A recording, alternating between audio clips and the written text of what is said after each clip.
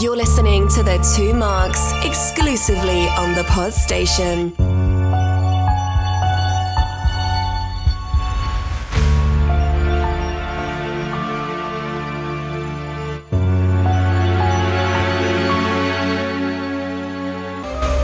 Welcome listeners to another episode of Loki, brought to you by The Two Marks. This time we are discussing episode 6, For All Time, Always, the season finale, and once again The Two Marks are delivering an irreverent review, providing you lively debate, conversation and social commentary. Has the Citadel received a Kintsungi makeover? Has Miss Minute been moonlighting? Will we find out where Renslayer got her pen? And what happens if two Lokis cross swords? Is this show more like Willy Wonka than The Wizard of Oz? All this and more will be unpacked in this week's episode. Let me introduce my friend and co-host, Mr. Mark Pollard. Hello. Hi, mate. I've got to look up at you. I know, I'm gyrating in your face. No change there.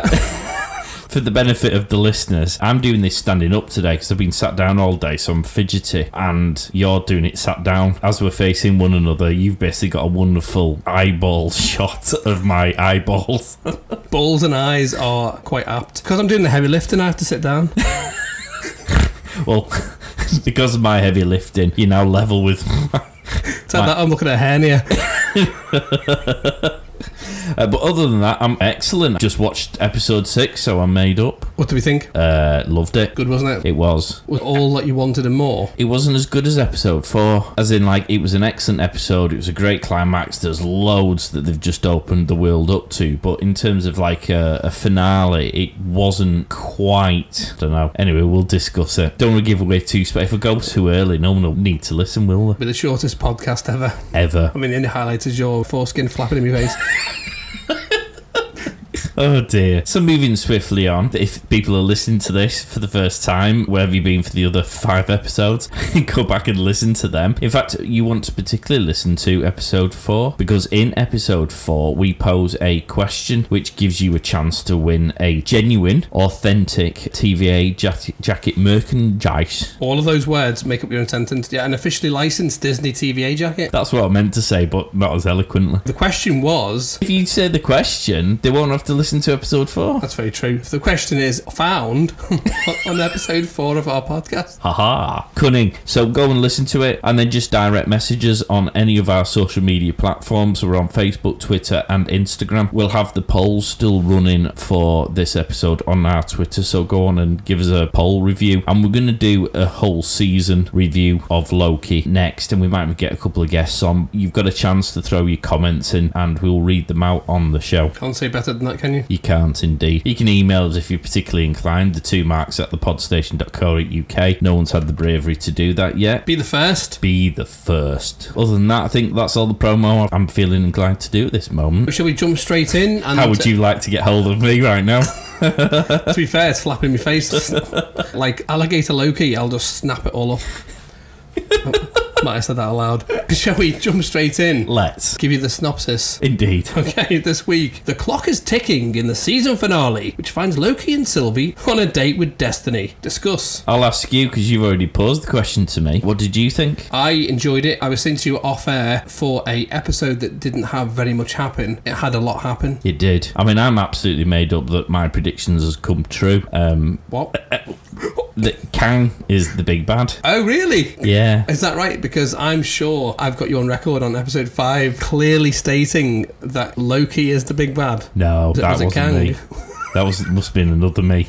Yeah, who hasn't been scrubbed or pruned. I was always on the Kang theory. Were you? Yeah. Got you. If you want to listen to episode 1 onwards, where I say... Actually, hold this thought here. Okay, let's just test your theory. Number 1, was Kang the big bad in this episode? Think carefully, because it's a trick question. I've been Googling shit, so I potentially have what I need to unravel your boastful exterior. So what you've been Googling? I've been Googling. Alright, good start there then. Okay, so what do you want me to say, yes or no? Was it Kang who's the big bad here? It was a variant of Kang. To be more accurate, what they've done is they've taken 2 people. The person who I said it was in episode 1, who's the oldest variant of Kang, called Immortus. Don't believe in people. Go back and listen to episode 1, you will find out he's lying. He Who Remains isn't Kang in the comics. What they've done is they've taken that and they've taken Immortus, that's the oldest variant of Kang. I'll break it down later for people who don't know what I'm on about. And they've made them together, but if we're going to jump right to the end of this episode, technically technically at the end bit it's Kang. But there's two problems. Number one, Immortus isn't Kang, is he? Yeah. He's Immortus. No, but he's a variant of Kang. But it's Immortus, not Kang. Which is Kang.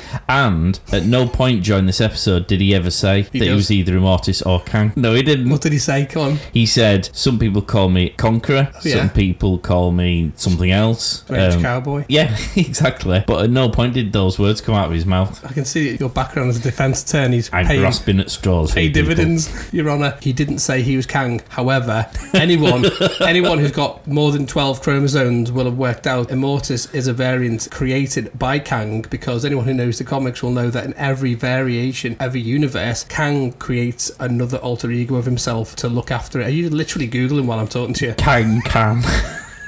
Which is why, again in the comics, he has the Council of Kangs, all the variants of him that he's made up to look after everything. Okay. Have you just got off your Googling now? Are you in no man's land? No, You literally have just turned into Immortus, because you've just gone, well, before I knew what was going to happen, but in 5, 6, 7, yeah, no idea now. No idea. I'm literally at the end of time, and no idea what's happening now. Go on. It's exciting. No, let's move on. Technically, going by episode 5, Loki was the big bad, wasn't it?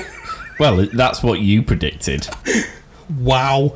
Anyway, what did you think about that reveal that we all knew? I mean, first and foremost, let me say that... Bear with. You can just say, okay, Google, can you tell me who Kang is? Bear in mind, it's the same guy who's cast as Kang the Conqueror in Ant-Man and Quantumania. Well, he hasn't been yet. Jonathan Majors, who plays He Must Not Be Named, or whatever it is that they've given him. I think that's Harry Potter. You know what I mean. I thought he played a mesmerising part in this episode on the basis that all he did was talk for the entire episode. I never took my eyes off the guy, because of his mannerisms and his way he was delivering his lines and the pauses, and I thought he was brilliant. I look forward to seeing him in Ant-Man 3. If you want to IMDb, he has been cast in it. Has he? As Kang. Right. I promise you. He has. I knew this would come up. I checked before we went into this because I knew you'd bring it up. This episode didn't really do much. It was a kind of a three-hander. The two Lokis and him for most of it. And then when you go to the other one, it was almost a three-hander. It was Mobius, Judge Renslayer and B-19. I mean, Kang, sticking with Kang, I'm particularly interested. I think Kang's going to be the big bad like Thanos was. So it might be for phase 4, 5 and 6, Kang's the big pain in the ass that everyone has to overcome during the course of those films. And what's interesting is that there's going to be lots of different versions of Kang knocking about. So different superheroes from the Avengers will come up against the same character, but who will potentially have completely different motives and personalities and aims and plans. That makes it quite interesting. I mean, put it this way, Jonathan's not going to be out of work for a while, is he? If that really does happen. But I think what I particularly like, I think this is what was achieved in this episode. They've created a big bad who's grey. So, like Thanos, so there is no disputing that what Thanos did, i.e. wipe out the lives of billions of people because of the universe, was a bad thing. It was done with sort of good motives. He was basically an extremist environmentalist, wasn't he? He was, we need to curb the population in order to save the universe. If we are to continue to survive as people in this universe, we need to have fewer people because we will overuse and therefore we will destroy, because I've seen it firsthand on my planet. Albeit you can't justify his means, the theory behind it is good, and that made him a wonderfully, what's the word I'm looking for? Benevolent dictator.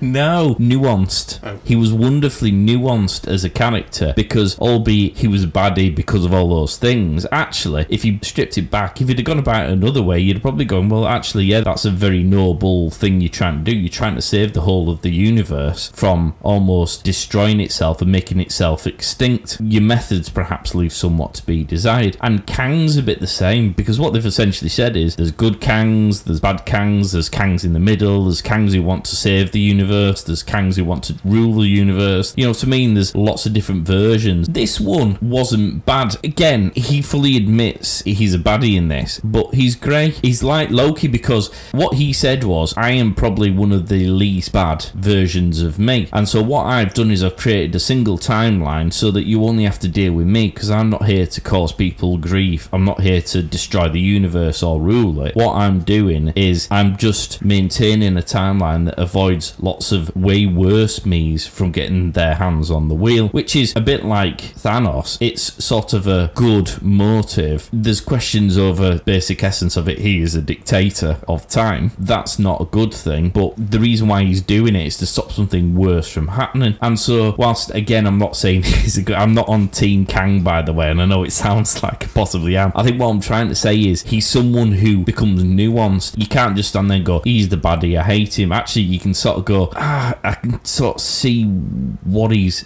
saying, which makes him a more interesting character rather than just that mustache twirling moron in the corner who goes, I'm going to destroy the universe, ha ha ha ha ha. I think what we need to be mindful of is that Loki is an interpretation for the benefit of the MCU. If you'll just permit me to break it down, please. I want to return to something that you brought up in episode 2 of our podcast. Oh, is this? I would have listened to the shows if I'd have known that everything I've ever said was going to be held accountable. Oh, we're doing Loki, because hang on, let me just print out what you just said. Or I would have deleted all the shows. Literally, this is the worst show for you to rebuttal, because everything you have done is recorded like the TVA. And actually, it was a positive thing that I picked up on. Oh, okay. Well, now you want that now? Okay. Yeah. Don't delete that bit. Anyway, let me first of all give you the breakdowns of all of the streams and branches that you've created. He Who Remains is an actual comic book person who was basically the sole survivor from a past universe, and he founded the new TVA. Very old, appeared in the 1976 Thor comic, all powerful. He's what they've retconned into this, so Loki has interpreted it, changed his backstory to aid the MCU. He doesn't say Immortus, but out of all of the variants that exist of Kang, Immortus is the eldest. Now, I did say episode 1 that I thought Immortus, it was going to be either him or Ramatut that I mentioned last week. Going into the creation of Kang, Nathaniel Richards, who is actually a descendant of Reed Richards, who you'll know is Mr. Fantastic. Elastic. Isn't he the Elastic He can one? bend. He's from Fantastic Four. Ties into whether he's going to appear in the Fantastic Four. Also, the Avengers had to deal with Kang, but Kang doesn't have any superpowers. He's not powerful at all. He is literally... I know this because I googled it earlier. Did you Google it? Oh, okay. If Google like to be a sponsor of the show. Well, you've got your money's worth if they are, I'll tell you what. When I mentioned last week, one of his other variants is Ramatut, because he was flying around in his spaceship that looked like a sphinx. He ended up being Pharaoh Ramatut. He was actually looking for N. Sabanur, who is Apocalypse, and you'll know from the X-Men movies, now part of the MCU, so you might see him in that. Brings in the X-Men and the Fantastic Four. He created all the different variants, so Immortus, Ramatut are all there. Simply creates technology like time-travelling Iron Man, with the massive twist at the end of this episode proves Kang's the villain. If you've seen the twist that I'm referring to. I have. I did. I remained around. The thing that is important to note that He Who Remains created the Time Twisters in a different universe, and they started messing around with time. He stepped in, Jane Foster got involved, and at this point there's two different realities, which ones the Time Twisters work on and the ones that the Time Variant deals with. What he's done, as you rightly say, he's brought them all into one. And what this brings you to, when you say they've killed Kang, do you mean MCU or do you mean Loki? I don't know. What do you mean? Because either way, it applies to something that you were talking about. I think it was another time you had time to Google. It was a second episode. You were talking about determinism. Oh, remember? We were talking about determinism versus... Well, I've got that on my notes now. Oh, have you? Okay. Yeah. Determinism versus causality, which means that either way you either realise that Kang was always going to become Kang because it was predetermined, or because Loki killed Immortus / He Who Remains created the villain. As a result of killing Immortus, they created the branch timelines. He says to Sylvie, I'll see you again. We don't know whether he's actually dead. It's in that other subject matter that you love so much, which is time travel. Yes. And the other thing it brings you on to is the fourth timekeeper, who in the comics was sent back to Egypt as the Oracle of Siwa. Right. You don't know whether that's because of the multiverse war. What you've got is the self-determinism. It would have always happened. The causality of the Lokis, and that was how we got the answer to the spike in episode 3, Lamentus. Two of the Lokis that should never have got together to kill Kang, and that created that spike that nobody had seen before. Got you. It's all very exciting because we have an idea of where this can all go. Well, it's opened up an enormous sandbox for them to play in. The opening shot, probably one of the most unusual ones, because it covered the beginnings of the MCU. If you wanted to do it chronologically. Well, Captain America was in there, wasn't he, as well? Loads in there. I mean, they've just taken sound bites of all the main characters, and then they tied it into our own history. So you had Neil Armstrong, our friend Greta Thunberg, who hasn't been pruned. Maybe she's a variant who actually went to school. How dare you? Don't be mean to our Greta. It's not being mean, is it? She's put herself on a pedestal to be there. Also, by the way, Greta, CO2 isn't going to destroy the planet. It's got a greenhouse warming potential of 1. Sulfur hexafluoride has a global warming potential of 22,800. Hashtag just saying. I should be back in school. What a random fact to throw in. Fact, thank you. I'm glad you said that. Well, I didn't say that. I haven't fact-checked it. So she gets mentioned, and Nelson Mandela, Alan Watts, anyone who knows, was quoting from his 1972 recording Time and Where It Changes, saying that time isn't a straight line, it can go anywhere. That was a nice beginning. How did we feel about the Citadel entrance scene? You've got the 2 Lokis. You can see how much it means to Sylvie, because she even has to take it sort of a moment to get her bearings before they go in. The 2 Lokis, although they are a variant of themselves, the difference between the Loki we know, we followed his death and rebirth and death and the circular path it takes. We don't know much other than she was pruned at a young age. You see, I pulled up on that when I heard that. I think she means her timeline was pruned, not that she was pruned. Because if she'd been pruned, she'd have been to that place that they escaped from before, previously, and she hasn't. Her timeline was pruned. That was what confused me when she said it, because the way she said it suggests that she as an individual had been pruned. Actually, what she meant when I thought about it was that her timeline had... She's essentially been on the run from an age of, let's call her 9 for the sake of arguing, has now been orphaned. 9.5. The whole of her time, everything she knows is now gone on the run. That if she hadn't have pickpocketed the temp pad, would have been pruned and would have ended up on the planet with Alioth that Kang refers to in his monologue. She would have been if she wasn't on the run. She's become a result of her environment. She's never had a childhood. She's had to grow up really quick, having to scavenge, having to do whatever she needs to feed herself and survive. We don't know where she's been. She's been living in extinction level events to keep off the radar, which can't be the most luxurious of places It's to not live. going to be fun and games. They went to Pompeii, so imagine living and having to be mindful of, oh, it's Tuesday. Tomorrow is when Pompeii blows up. I've got to be on the run. It can't be a great upbringing. I understand completely why she did what she did. However, the causality of that, which you could argue was predetermined based on her upbringing, the other Loki doesn't want that to happen. You see the big difference between the 2 Lokis in this episode in their journeys as individuals. Sylvie is still on the mission she started out on from the outset and is still continuing on that mission with her end goal. Our Loki, on the other hand, has actually lived another life and has now had the benefit of watching that. He now has the benefit of hindsight, literal hindsight, because he can see what happens if he continued to follow the path he was already on. He's now had the benefit of being able to be more self-aware than he could ever have hoped to have been, and that has fundamentally changed him, whereas Sylvie is still on that same road, and whilst her interaction with him might have changed her slightly, it's not anywhere near to the same extent as him, because he's not even remotely close to the Loki of New York just 6 episodes ago. Absolutely right, because the first bit when they get through the door, Sylvie's composed herself. We see the shady, sneaky Miss Minutes. Oh, I don't like her. I mean, I think she's a right sneaky cock. What? I think you suggested that you thought she was the villain behind it all at one point. I mean, you mentioned everyone. Prince Andrew, you threw in one time, was the villain. I think that she's still... I mean, we'll come to this, but the files that have been passed to Renslayer by Miss Minutes is obviously going to have something to do within the future arc. I'm still not entirely convinced she hasn't been involved, but she's clearly not the big bad, because Immobius... You're making whatever his name is. You're making Marvel villains up now on the hoof. Methinks you've been tarnished. Fruit of the Poison Tree is what I'm going to start presenting as a defence here, Your Honour. I think she has been shady for different reasons that you probably do know because of Google, but for season 2, we'll come on to that. However, the point I was making was that the opportunity for Loki to go back to his old ways was presented. He was given the opportunity to rule. He was given the opportunity to be the conqueror over the 2012 New York, to get the Infinity Stones and have the gauntlet. Probably sees what happens after you click it. I mean, it's never good, is it, when you click it? So he's putting it now. So he has had his full redemption story. Let's not forget, Sylvie is a mashup of the Enchantress, and all they've done is the same with Immortus and He Who Belongs. So they've done it with her character as well. Remains. You're just making his name up now. Well, I thought I'd take a leaf out of the Book of Temporal Mechanics by M. Pollard.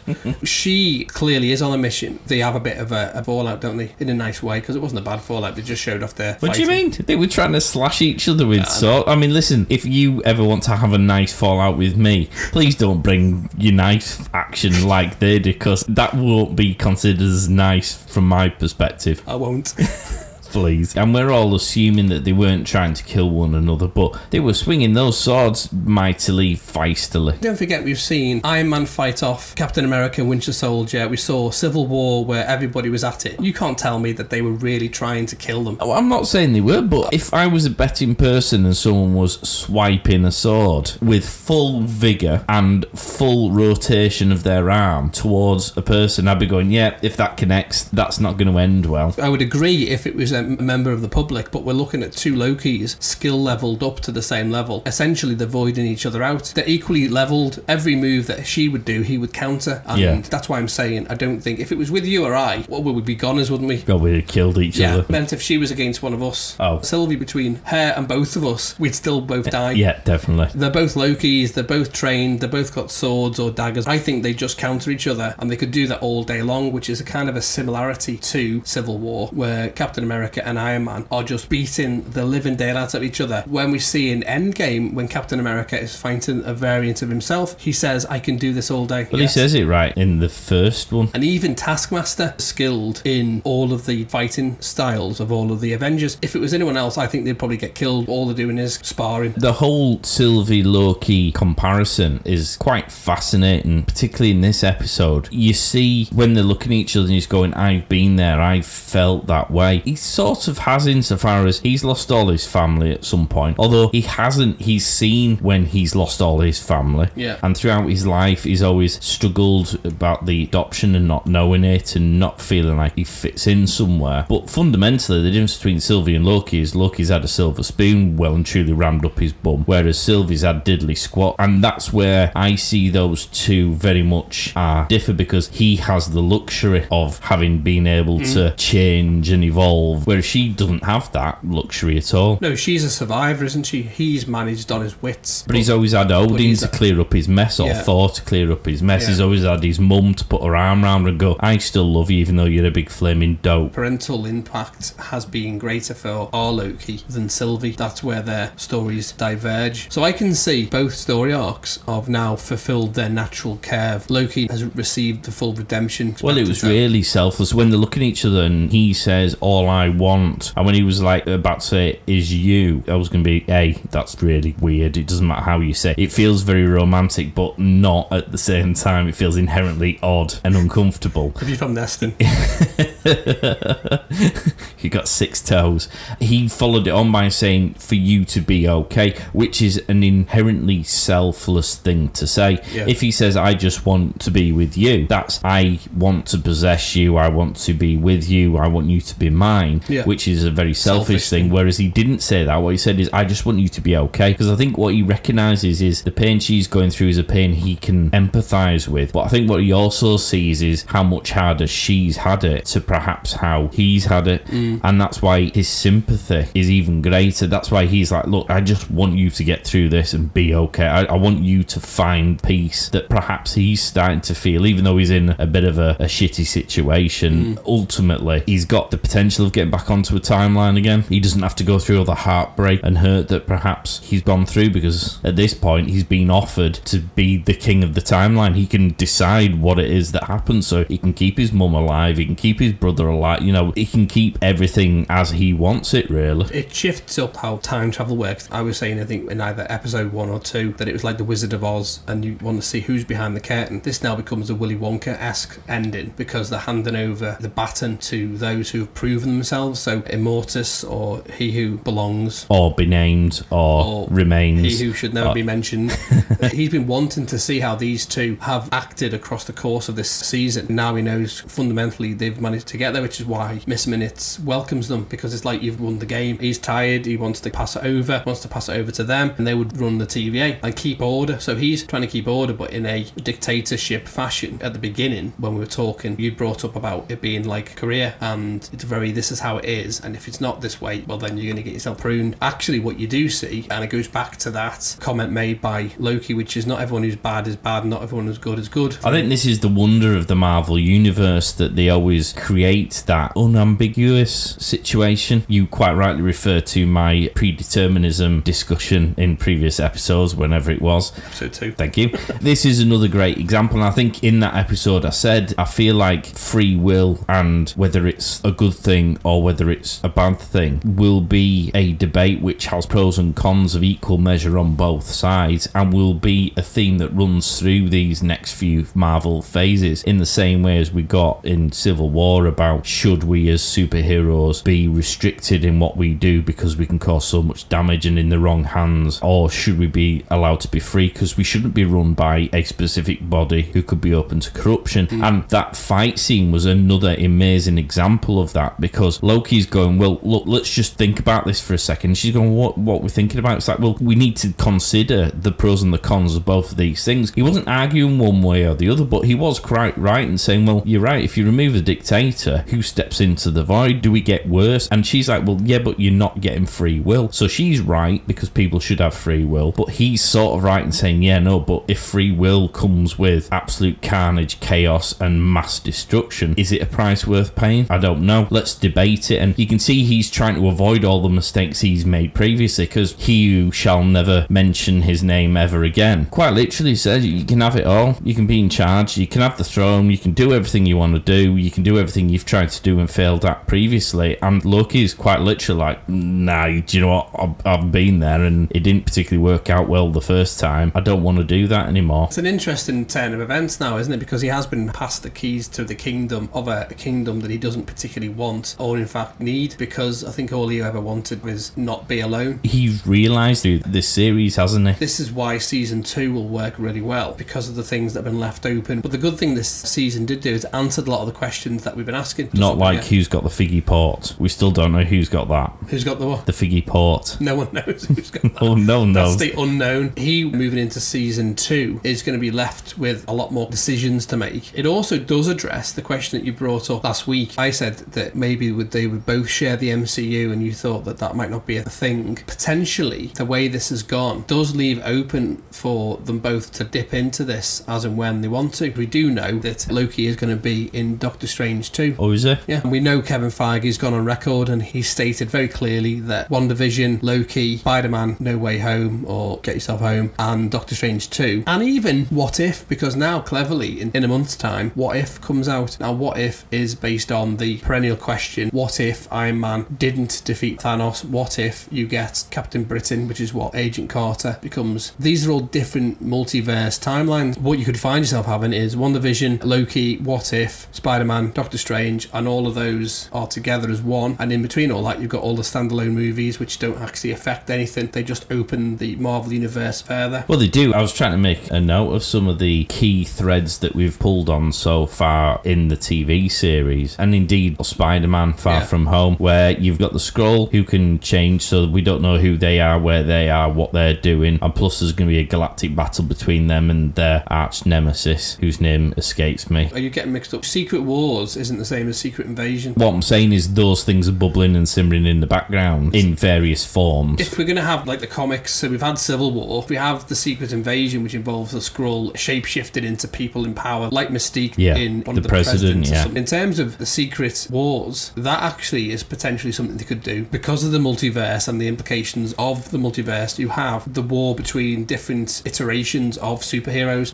I don't think, maybe you would agree, that we ain't going to see that till phase 5. We went through 3 phases before we got the big Thanos, and I'm assuming they're going to do the same again. They're going to do another 3 phases to allow them to build up to the next enormous climax, and I think it's going to be much the same. And so we've got that, you've got whatever the Eternals is going to throw up, you've even got more based on the planet, you've got the whole blip and the outcome of that, which I know is more Earth based, but certainly hasn't exactly done Earth any favours. There's an awful lot of turmoil going on. You can see they've planted some heavy duty seeds that are already starting to grow in all kinds of ways, and what Loki's done with the multiverse opening up has just opened up just a whole range of stuff. Just to pick up on a point you made last episode, that you didn't think they would introduce Kang so soon. I said they would, and you were like, well, why would they? Because Thanos wasn't introduced for like 3 phases. I think they've done it the way they have. It's because I don't think Kang's the big bad. Okay. I've said it when people listen to our... Oh, here we go, referring back to his previous ones, people. Check out my previous work on the podstation.co.uk when we did our Captain Marvel podcast, Film Podyssey. Which you can also find on the 2 Marks channel. Oh yeah, I forgot about that. We've integrated them. I suggested that some of the villains that we would probably see would in fact be Kang the Conqueror, Galactus, Adam Warlock, he could appear. These are all bigger villains, Galactus being one of the biggest ones. Kang has no powers. Take away his technology, all he's got, he's a genius human. He's just a dickhead with a fancy phone, really. Well, it's like if you suddenly found, which is what happened, you found yourself a time spaceship. Is that how you get around in time? Yeah, spaceships? time spaceships, yeah. Like a TARDIS. Okay, just a time ship. If you're walking down the street in your trouser pants... You trip over a time ship. Well, you fall into it and you go, whoa, hang on a minute. And the next minute you suddenly go, oh, I think I'll whiz around here. You could affect all of the different times. For me, that would make sense that you introduce this person here, because while this is going on over here, Marvel's very quickly doing stuff over here, and we go, oh yeah, Kang. And he will probably pop up. He's definitely going to be in Ant-Man 3, and I imagine we're going to have reference to him in Doctor Strange 2. We'll see him in Season 2 Loki, definitely, because he's essentially running the TVA now. Well, he was already running the TVA. It's just a different Kang that's now... The variant of him, who was the one who just couldn't be arsed anymore, is due for retirement, wants to get his golden watch. Lazy bastard. We may even find out who the fourth timekeeper was, flip back when they went to Pompeii. Yeah, but what do you mean by the fourth time? Because that's on the presumption that the other three existed, but as we found out with the animatronic robot things, that did they ever exist? At some point they did, yeah. So the fourth timekeeper, one was banished to Egypt, and that's why you could argue the statue of the fourth timekeeper was destroyed. Was it done during the multiverse wars? We don't know. This is all left open. However, there's 4 timekeepers. Let's not get caught up in the Marvel TV show. A lot of this has been adapted to allow Marvel to go, right, this is going here, this is going here. Throw that into Doctor Strange 2. I'm not sure whether you've gone back and watched the last episode of WandaVision. Have you done that? Disney, very cleverly, they did it with Endgame. They CGI things out of stuff for the benefit of trailers or early teasers, so fans don't work out what it is before they've even shown it. But if you go back and watch the last episode of WandaVision, you'll see at the end credit scene where the camera is panning across the trees towards the cottage, you'll see a shadowy figure on the cliffside that looks remotely like Doctor Strange. And as we know, Wanda is going to be in Doctor Strange 2. But is she going to be bad? If she's Scarlet Witch, she'll be bad. Okay. And then you might throw in the Mephisto, because everybody loves Mephisto, don't they? I don't know. It might be a thing you enjoy in the bedroom, but...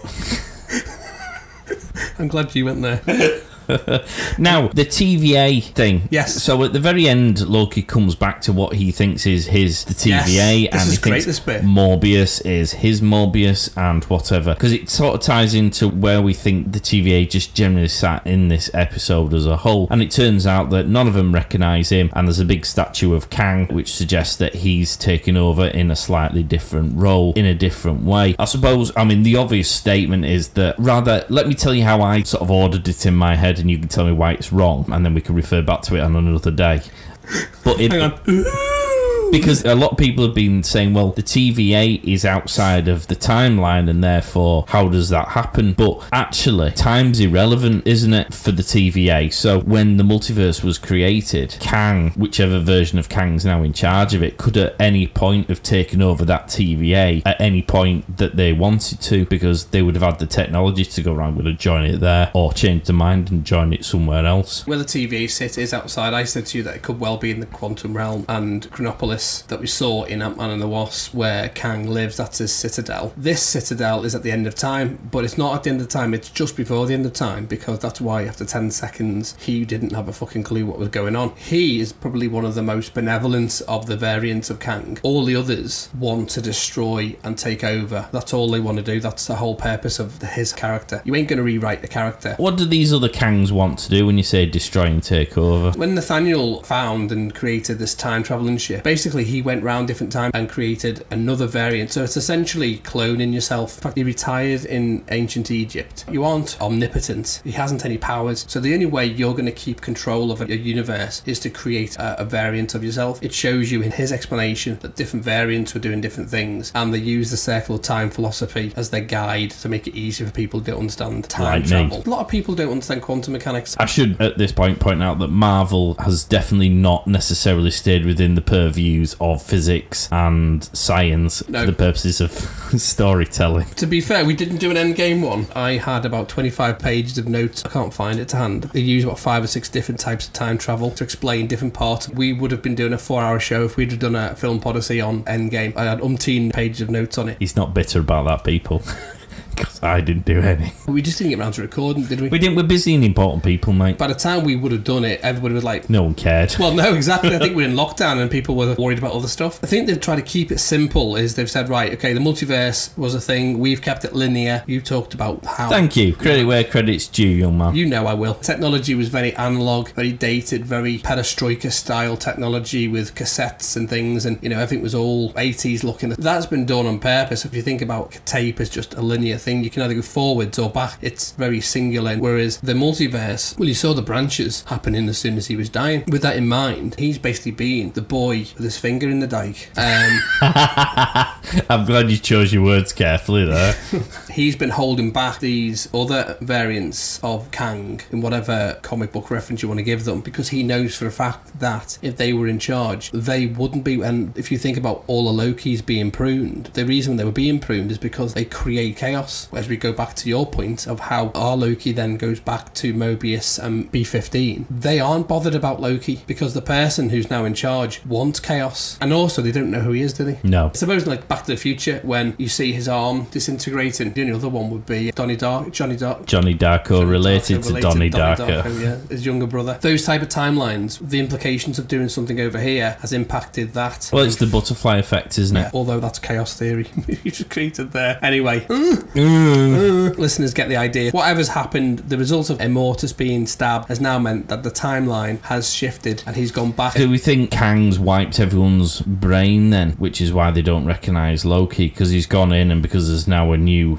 remit for everyone to follow, is Morbius is obviously going to be going, no, I'm not having that, that's wrong, and he's gone, right, wipe his brain. The reason why I mention it is because in this episode, I would have quite happily just had the entire episode of Loki, Sylvie, and he shall never mention ever anything ever again. It could have just been an episode on those because of the complexities of what they were doing, and indeed because it was so fascinating to watch, and then had that twist at the very end. They didn't need the Renslayer Morbius scene, and they didn't particularly need the school scene where B62 Cream shows Renslayers having been a real person at some point, because actually all of that's irrelevant now if their brains have been wiped. But there must be a relevance to it in order for them to have shown it, because Marvel don't just show stuff for the sake of just showing it. Got it in my Easter egg section. Well, dig it out of there. Set in 2018, which is the year of the snap or the blip. It shows where the pen came from. In episode 1, Mobius says, oh, someone else brought this. It's the school that she went to, that she was a teacher. Rebecca Torminate, that's the name of the person in the comics, and that she changed her name to when she has a falling out with Kang. As I mentioned last episode, Renslayer is actually a princess from the 42nd century. However, in the comics, Torminate is from the year 1903, not 2018. But that's the year of the snap. They've positioned that quite nicely. I'm assuming they can revisit that like they did with Falcon, Winter Soldier, WandaVision, touched upon the effects of the blip or the snap. It also gives her character something to do because she's going off to seek free will. But is she? She was obviously given some specific files, and we don't know whether it was a good thing or a bad thing that she was given the files that she was given. Immortus clearly has given her something which he thinks will help combat what's about to happen in the off chance that it happens, i.e. that he gets killed. He knew that was going to happen up until the point of... Yeah, but he's obviously made an educated guess. It's an insurance policy, isn't it? Miss Minute, everyone thought, was behind it. She's not behind it per se. She has plausible deniability. If XYZ happen, you need to give this person this envelope, as you rightly say. When she hands her the files, she says, these aren't the ones that I asked for. And she goes, these are the ones that he says you need. These could be places in time that she needs to go to. She's got a temp pad to keep ahead of what's coming around the corner. Now what we're saying is there are other variants creating havoc. Ties into Doctor Strange 2. The one that's in charge of the TVA, he hasn't wiped anyone's minds. All that's happened, a different outcome. I don't understand that, but it's different in the TVA because time is irrelevant. So what you're saying is that their universe has changed by change of ownership. What I'm saying is, well, what has happened, because time's not relevant, what's happened should have always existed, except other Kang can come in and say, right, I'm going to pick it up from here and this is how it's going to be going forward. Don't forget, we've been told time's relevant in the TVA. He's been holding back the gates himself. Right. So he's been doing a Gandalf. They've killed Gandalf. Immediately, whoever's come through the gates has taken over. Thus changing. Okay. I don't know why I did that then. I'm not on Drag Race. Changing the whole outcome. So Kang now is in charge, and they are now following his rules. Yeah. They aren't bothered about Loki. Sylvie now is free to do what she wants. Well, we don't know what's happened to Sylvie, do we? Because there's every chance that the other Kang or the next Kangs come along and caused her a few problems. Because I'm saying it's a mashup of her being an enchantress, we may find moving into season 2, she takes on the mantle of the enchantress for season 2, and all Marvel done have just set everything up, same as they are here. Now, don't forget, we've got other characters, because I think Immortus, who married Vision and Wanda, because Mantis was in attendance to the wedding. Yeah, Vision marries Wanda. The person who married them. I mean, I don't know how I know that. I've obviously read it on Google at some point, or Wikipedia, because that's always correct. People love if you'd that. like to be on the show. You can't even cite that if you're doing a degree, can you? It's made up. Made up.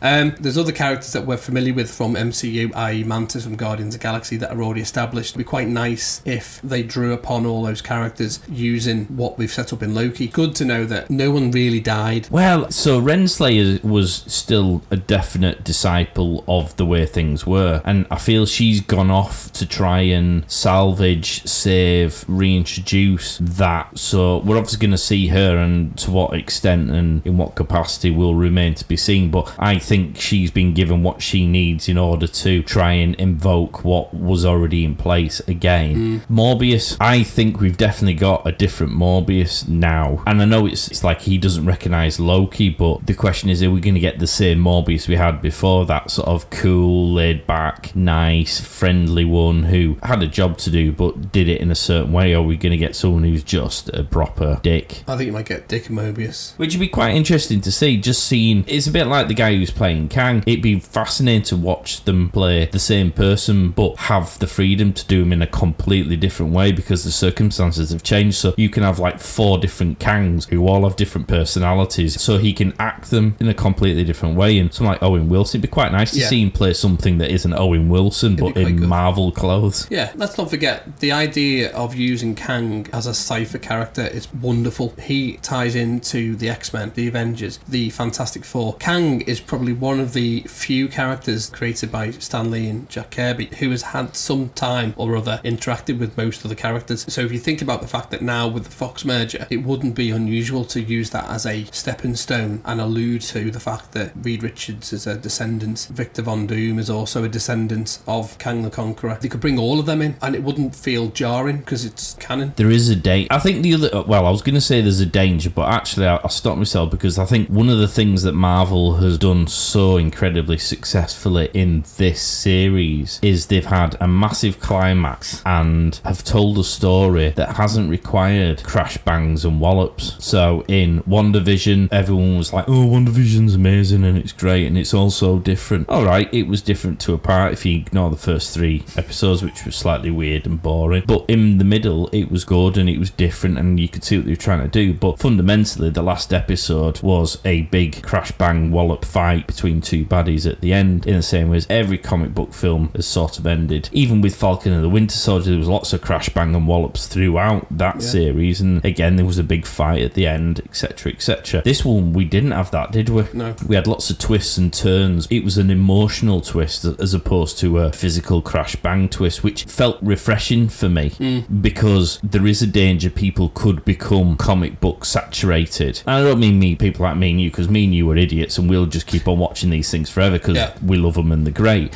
However, Marvel aren't going to keep making them for just me and you, are they? No. Or for any nerds who are listening to this show. They want to be able to show it to people who enable them to keep on making the money they're making so they can keep on making the films that they're producing.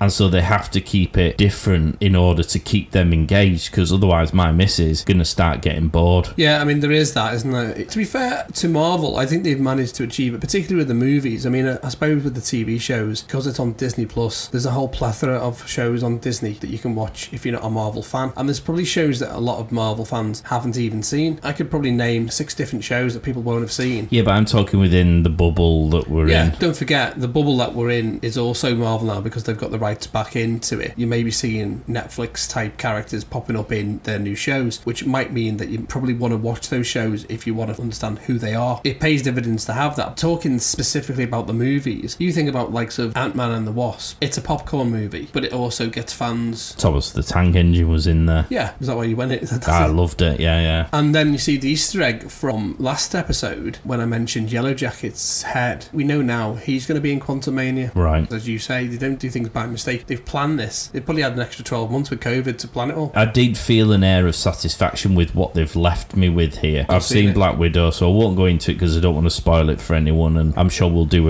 an episode entirely based on that. But Black Widow for me was more of a return to Marvel films, whereas this felt the different thing that everyone keeps on telling me WandaVision was, whereas I felt WandaVision went quirky for the first 3 episodes and it didn't land for me personally. I appreciate a lot of other people liked it. In the middle, it had sort of an interesting concept, but ultimately ended like every other movie with one goodie, one baddie fighting over who's going to win scenario, which isn't different, whereas this is... My prediction is every Are single... we recording this? Just let me check we're recording this. In fact, let me write this down so I can refer to it later. Let me give you some notation paper. It's not anything that you're going to need to be judged upon. I'll judge that. Alright, Judge Renslayer. Every single show that you watch on Disney that you have an affinity via the movies, you will love. Any show that is a woke, no name, just for padding, so Ms. Marvel, Ironheart, anything like that you don't know, you won't like, or it won't hit the mark. But I guarantee you that any other show, Secret Invasion, I'm going to say She-Hulk, it might not resonate for you. Moon Knight, maybe not, I reckon will be pretty good. And the ones that you don't know, you're going to... Because WandaVision, if you want to be critical about it, and I'm very happy to be critical, I think it was a good show, but it wasn't going to go anywhere because it was to round up that character and throw one of them into a movie which will round off her story. Which is a concern I have with Hawkeye, and it was a concern I have with Black Widow. I shan't say whether or not that came to fruition or not, but those feel like, oh, we didn't give them the chance to finish off their story arcs in Endgame, so let's tie those loose ends up so that we can start fresh. Yeah. That's not what we're after at the minute, is it? If you think the Hulk's injured... Hulk's armless, isn't he? He's totally armless. He's armless. Although he would spark you out with his other fist. That's true. He would give you a good Mephisto-in.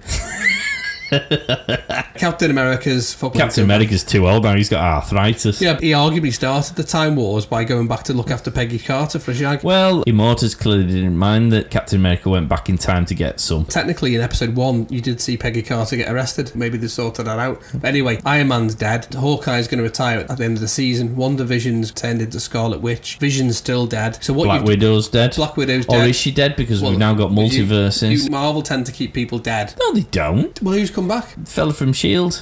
Coulson. And we were told that Patch McGee.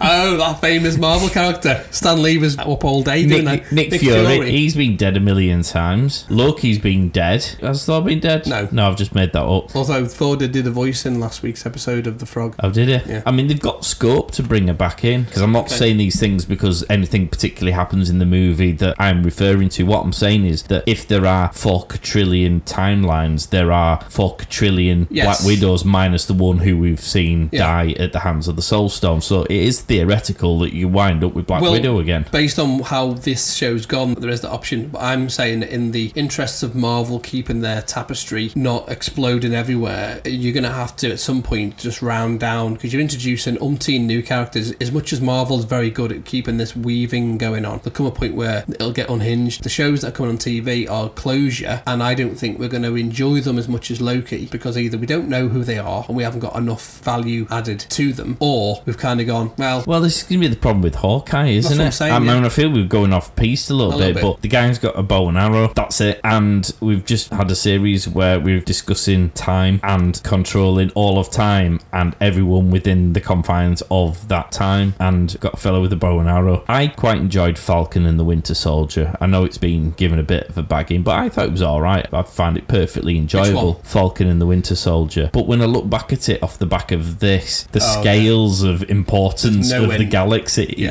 they were crying over jobs and food, whereas Loki's like the existence of everything all the time. And I feel Hawkeye's going to be in the Falcon and the Winter Soldier camp, and it's a bit of a problem when you go out into the galaxy. It's like, I've now found a whole new universe and you want me to go back to the boring front garden I've been stuck in. And I don't mean that in a derogatory way, but you know what I mean. you, it's like, ooh, shiny new thing over there. But let's break it down. You've got Loki who can create a really shit duvet cover, and you've got a guy who doesn't get a loan off the bank manager who's trying to repair a fish and shit. I was like, I'm not being funny, we helped you with the snap. I was like, yeah, you're not having a loan for your house. Doesn't make any fucking sense, does it? No. And so we got Loki who goes, do you want a bit of cover? Done, there you go. Well, that's a bad example because that cover was shit. That's a very good example because the cover was shit. He still managed to magic it up to be twice as big as the shit. Whereas the other guy goes, I kind of saved humanity. While staring at a moon hurtling towards him. Yeah, having a quick chat about the weather, and he's like, oh, about to dynamite, don't worry about it, let's have another shrimp on the barbie. Whereas the other guy goes, I've saved humanity, if I'm a massive tyrant, can I get a loan on my house? No. What? The whole thing doesn't even make sense. And then he gets stopped by the police. That for me lost itself, and WandaVision, although was creatively wonderful, again was closure for that character. I'm just interested in how they keep me interested in that. We were talking about this on episode 1. The reason you like Loki is you've known him from the first Avengers film. It's quite interesting they've used an old character to basically introduce the whole new arc and world that we're going to be delving into over the next few phases. Falcon, Winter Soldier, Vision and Wanda Maximoff weren't even included until the last 6 movies. Yeah, Loki was in before though. Loki was in before. Everyone loves a villain, and he isn't just a villain, he's an anti-villain. Just saying, you know, referring back to my previous comments. Whenever. But he's nuanced, which is why people have always liked Loki, because he's a baddie, but he's kind of a reason why he's a baddie, and people can empathise to a degree, obviously not to the point where it's like mass killing, but they can go, oh, I felt lonely, or I felt unloved, or I've been orphaned, or I've had a terrible secret thrown upon me and I didn't know. People in various walks of life can all go, yeah, I can empathise with that, and I can see why he could go down that track, and I hope he'll pull it back. And he sort of does flitter between the good and the bad, doesn't he? Much the same as me looking at your crotch. I hope you pull it back. That's why we like him, and that's why the show has ended with me being suitably satisfied. I haven't got any questions. I'm intrigued how it's going to go. Actually more excited, and it's given me a Sonic the Hedgehog booster pill to look forward to the movies coming out now. We've had COVID, we've been locked down in our houses, and we're going, we've not been able to go to cinema, or we're not seeing this. Now, having seen Loki and knowing where it's going, I'm more excited. Should we go through the Easter eggs? We've covered a few of them. So I mentioned the various quotes at the very beginning, mentioned the Citadel at the end of time, which I mentioned in last week's episode, draws from the 2 characters from the comics, him being He Who Remains, and changed his backstory, so I mentioned that. I mentioned the 4th timekeeper. We see the statue broken on the floor. He Who Remains in the comics created 4 timekeepers. At some point the timekeepers were replaced because they either died or whatever, and he took over, but maybe we'll see the 4th one at some point in the future. There was a nice callback to Doctor Strange's apple. I beg your pardon. When he's practicing his mystical arts, he uses to eat and remove and mould the carrot the apple. He's practicing on the eye of Agamotto, isn't he? There's so many innuendos you're just throwing up there. You're just firing at me. In this episode, Immortus is eating an apple, so there's a bit of a callback to that. Hang on a minute. He's eating an apple. He properly makes a meal of that apple, though, doesn't he? I mean, who puts the apple down mid-eat? It goes brown, doesn't it, of course? Well, of course it does, but he's not bothered. He just keeps picking it up and having a mouthful, putting it down. It did irritate me the way he was eating that apple. Plus, when people are crunching apples, it's just generally irritating to listen to. I suppose it's more difficult to deliver a monologue when you've got a mouthful of apple.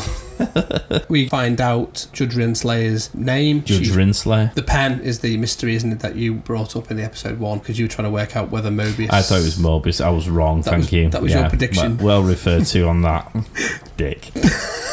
That was your prediction in the first 5 minutes of that show. Obviously, she's from Ohio School. I mentioned 2018 being a possible link to the snap. Then she changed the name in the comics to Rebecca Tormenay because she had a big fallout with Kang. Mentioned earlier that Nathaniel Richards is a 31st century character who has explained whilst eating an apple about the multiverse war that was referred to in episode 1 by Miss Minutes, and he broke down the barriers between worlds to make alternate versions of himself, and he explains that he goes by different names. And we're going to see Kang the Conqueror in the next Ant-Man film. We know from the comics that Nathaniel Richards, Immortus, Ramatut and Iron Lad are in fact... Iron Lad? He sounds like he's from Yorkshire. Basically. Hey, Iron Lad. He went to Huddersfield. Come here, Dee. And realised he wasn't going to waste his time and went back. Thy knows. Thy's a hero. Then we have the huge twist at the end. The Kang statue is changed from being the giant tea keeper. Don't touch my tea. He's from Yorkshire. He's keeping hold of the tea. The timekeeper monument that was there in the library. That's now changed, which had a little bit of a Tim Burton version of Planet of the Apes. Have you ever seen that one? Yeah. I've seen the original, which is probably better. Tim Burton put a spin on it and had the Lincoln statue with an ape's head. Was that the one with Mark Wahlberg in? It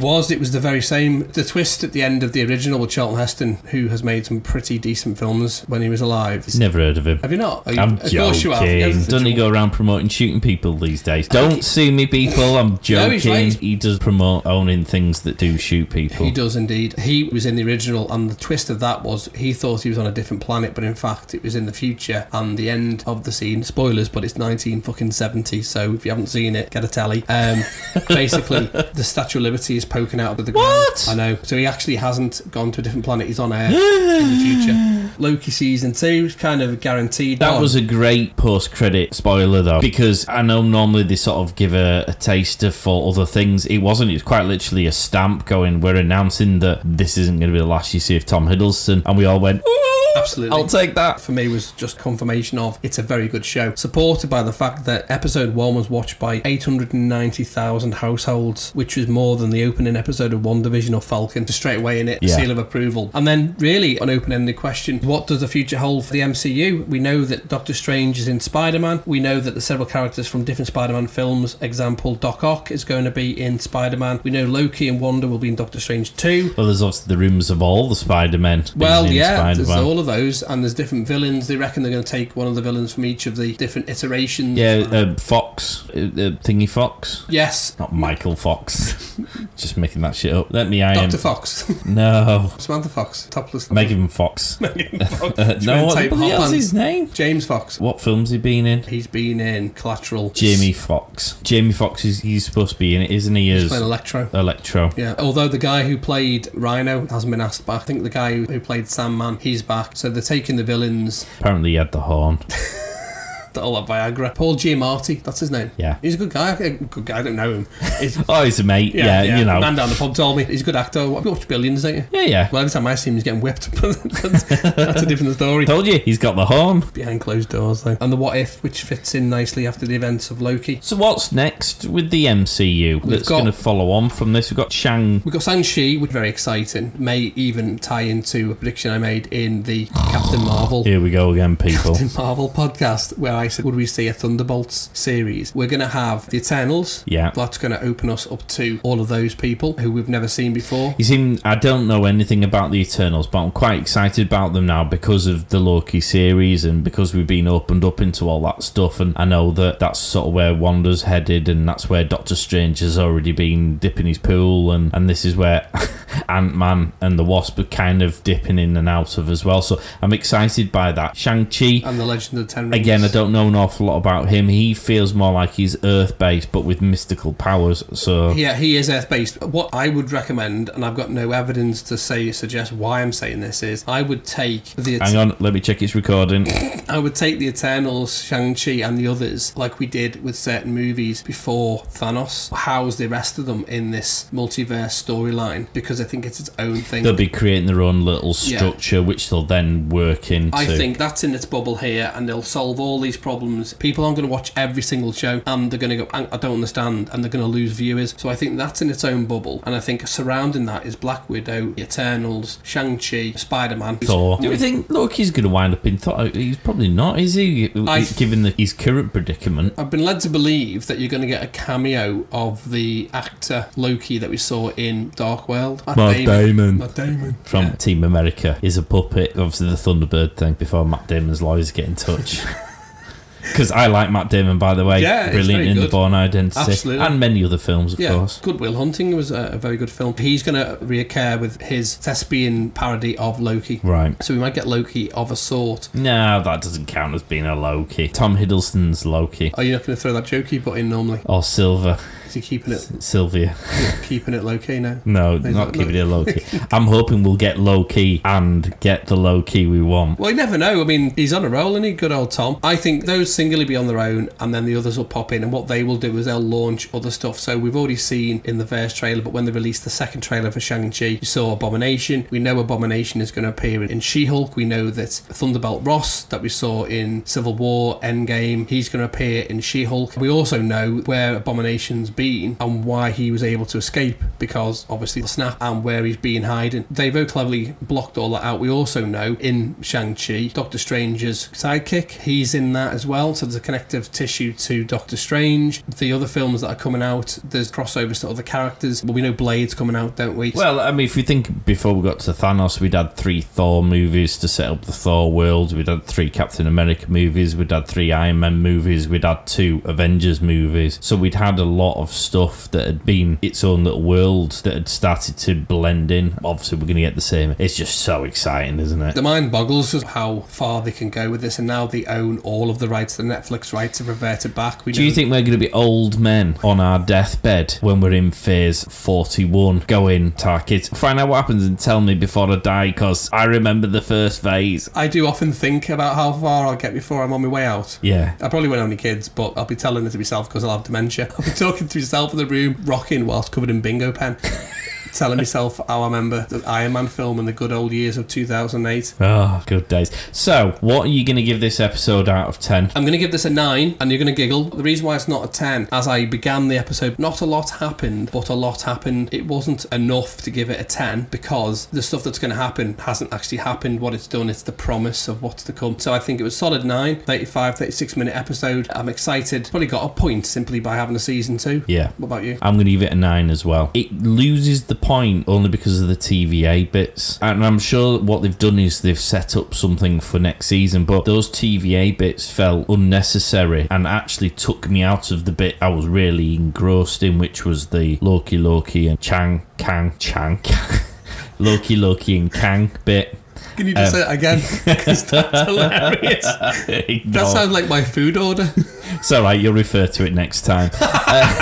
But yeah, it kept on taking me out, and the bits they did in the TVA didn't feel like. So we've got all the TVA staff now knowing that the variants, but the minds have now been wiped, so what's the relevance of that? Renslay's disappeared off somewhere unknown, so we don't really care at the moment because we don't really know what's going on there. Morbius is no longer, he didn't overthrow the TVA, he's now someone we don't, so none of it feels like it's of interest or relevance at this moment in time, and so it loses a point for that. But for me, it was brilliant, ticked all the boxes, and because there wasn't any crash bang and wallops, which normally are top of our wish list. The dual purpose of the episode is to set up this season 2, which is why you had the TVA stuff, and then all the Loki Sylvie stuff is movie centric. I still maintain, I don't think they have been wiped, I don't think they know the variants, I just think that the resulting outcome of Immortus / He Who Shall Not Be Spoken Of has died because of timey-wimey stuff. Kang's I know, but we could have found that bit out at the end in the way that we did. I didn't need to see Judge Renslayer kicking Morbius's ass and then going through. I didn't need to see B Cream 52 showing C24 a pen and Judge Renslayer pre-Judge Renslayer days. None of that feels like it was necessary or relevant, and that's not a criticism. That's why they get a 10. If it's around the blip time, it's a extinction level event where she would be able to hide. We know that it's a different time frame is because no guy turned up with a bag and a chisel and has just chiseled off someone's face in the time it's taken Loki to get back from the Citadel. That's changed like that, the same as the monkey on the Planet of Apes statue change. Something that's happened here has affected that timeline. That sets up little questions for us moving into season 2, but we're also excited about what we're going to see in the movies. I'm just excited. If they're the worst things that have come out of this, it's pretty good going. Absolutely. If you're excited too, let us know. The 2 marks at thepodstation.co.uk. Go on Twitter, Facebook, Instagram. We're on the 2 marks. Just type that in and you should be able to find us. Subscribe to the channel, the 2 marks. You'll get all of the feeds and all of the previous other shows that we've done. We do Marvel stuff, we do films, we do Star Trek Discovery stuff, we've got Star Trek Picard show. So if any of that pushes your buttons, go and check it out. Give us a review. 5 stars? Preferably. And if you don't give us 5 stars, just give us some stars.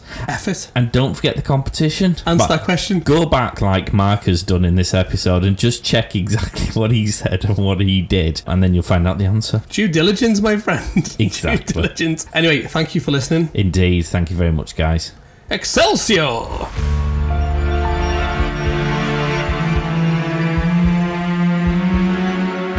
Get social at the 2 marks on Facebook, Twitter, and Instagram. Also check them out on YouTube.